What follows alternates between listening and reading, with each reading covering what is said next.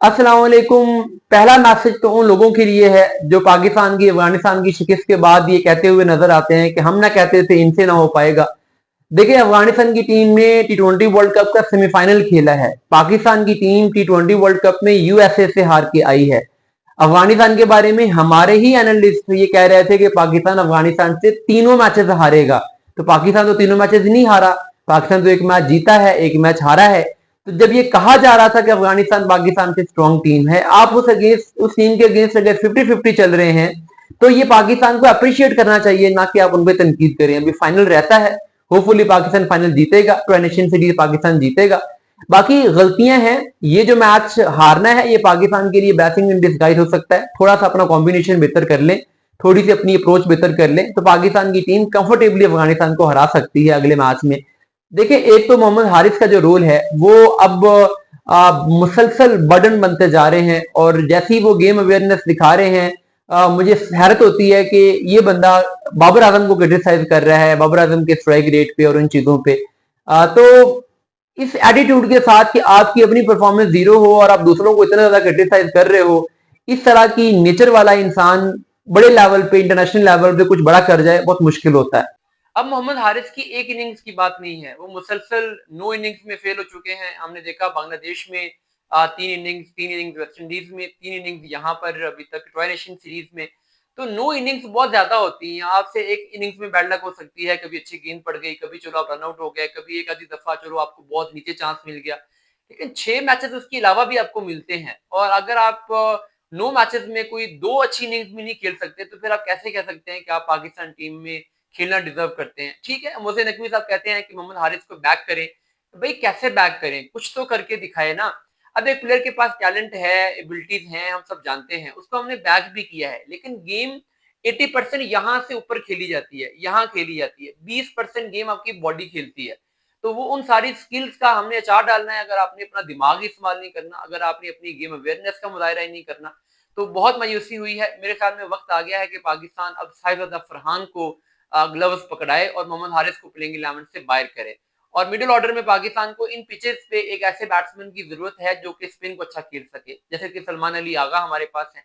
एक बैट्समैन और चाहिए है। आगा आज अच्छा खेल रहे थे, अनफॉर्चुनेटली वो रन आउट हो गए, लेकिन उसमें भी उनकी गलती है। बहुत कैजुअल रनिंग की उन्होंने, अपना ऐसे ट्रैक चेंज किया, अदरवाइज वो कंफर्टेबली वहां पहुंच जाते। तो इस केयरलेस एटीट्यूड को उन्हें भी बदलना पड़ेगा। लेकिन ये है कि अगर हुसैन तल्लत मिडिल ऑर्डर में होते हैं, तो वो स्पिन को अच्छा खेल लेते हैं। वेस्ट इंडीज में हमने देखा था, उन्होंने आपको एक वनडे मैच जितवाया टर्निंग पिचेस पे।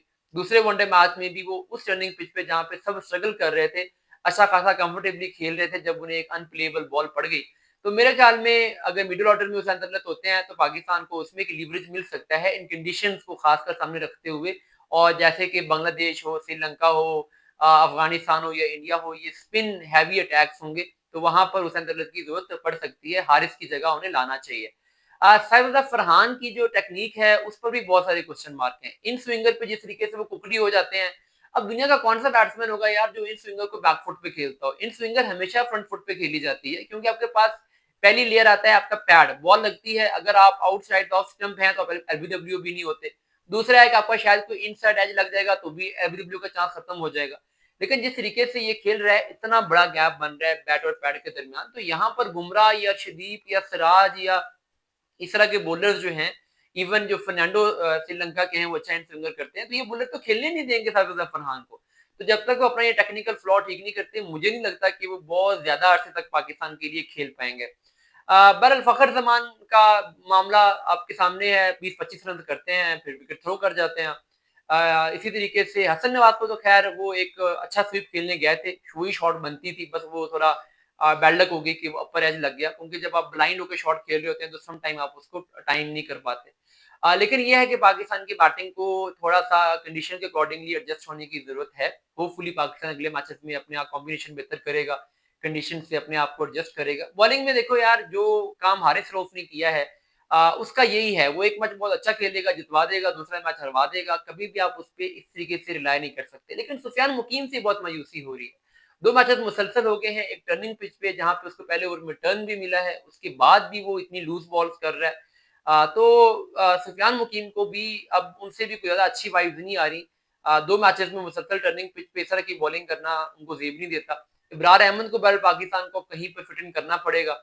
समटाइम ये है कि चलो अगर आपको लगता है कि यार एक हमारा स्पिनर रेगुलर स्पिनर अच्छे ओवर नहीं कर रहा तो आप दूसरे से करवा सकते हैं। आप यहाँ पे एक पेसर के साथ भी जा सकते हैं। साथ में फ़हीम अशरफ आ जाएँ। फ़हीम अशरफ ने आज बहुत डिफरेंट बॉलिंग की है। मैं सरप्राइज़ हुआ हूँ जिस तरीके से उन्होंने आज स्लो डिलीवरीज़ की हैं। फ़हीम अशरफ को मैंने कभी भी प्रॉपर स्लो डिलीवरीज़ करते हुए नहीं देखा था, लेकिन आज उन्होंने बहुत अच्छी स्लो डिलीवरीज़ की हैं आखिरी ओवर्स में। छागे हैं वो और अगर ये इस चीज़ को अगर वो कॉन्स्टेंटली अपने टूल्स में ऐड कर लेते हैं, तो फ़हीम अशरफ टी20 के अच्छे खासे बॉलर में कन्वर्ट हो सकते हैं। बैटिंग भी उन्होंने थोड़ी-सी इम्प्रूव की है, तो अगर पाकिस्तान एक बॉलर के साथ चला जाए, साथ में फ़हीम अशरफ हो और साथ में 2 प्रॉपर स्पिनर आ जाएँ, तो ये कॉम्बिनेशन भी पाकिस्तान का अच्छा बन सकता है।